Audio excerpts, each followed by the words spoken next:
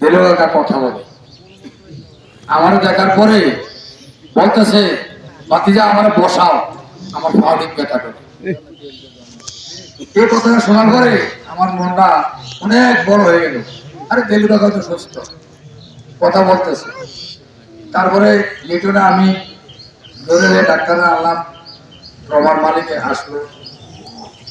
আসার পরে মনে রক্ত লাগলো, তারা আত্মীয় স্বজনে গেছে, রক্তের ব্যবস্থা করলো। আল্লাহর রহমতে আমার কাছে মনে হয়েছে দিলটা অনেক সুস্থ, আল্লাহর রহমতে কোনো সমস্যা হবে না। কথা বলার পরে মানে চিকিৎসা শুরু করলো। জাকির আসলো ঢাকা থেকে, এরপরে তো অপারেশন করাইলো, তখন অজ্ঞান করে করতে হয়। তারা চিন্তা করতেছে অনেকে যাচ্ছে তোমারই তো অজ্ঞান, না ওষুধ দিয়ে অজ্ঞান করছে। তখন আমি শুনছিলাম দিলু কাকা ইনশাল্লাহ কোনো সমস্যা হবে না। প্রমাত অপারেশন করার পরেও আবার গেলাম দেখতে। তারপরেও জিজ্ঞেস করতেছে জাকিরে কে এটা, ওইটা ভাতিজা, আমি চিনছিল ডাক্তার।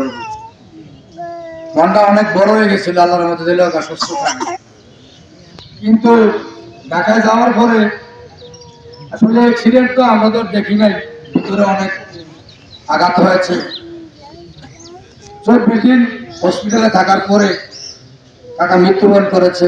উনি একটা সাদা মনের মানুষ ছিল, আমাদের গ্রামের মানুষ। শোকাহত এই বুড়িচং থানার সকলেই শোকাহত। আমাদের একে একে প্রায় 8টি প্রাণ জ্বরে গেল। আমরা আমাদের এই শোক যেন তাদের পরিবার সইতে পারে দোয়া করি। আল্লাহ রাব্বুল আলামিন যেন দিলুয়াকে ব্যস্ত নসিব করে।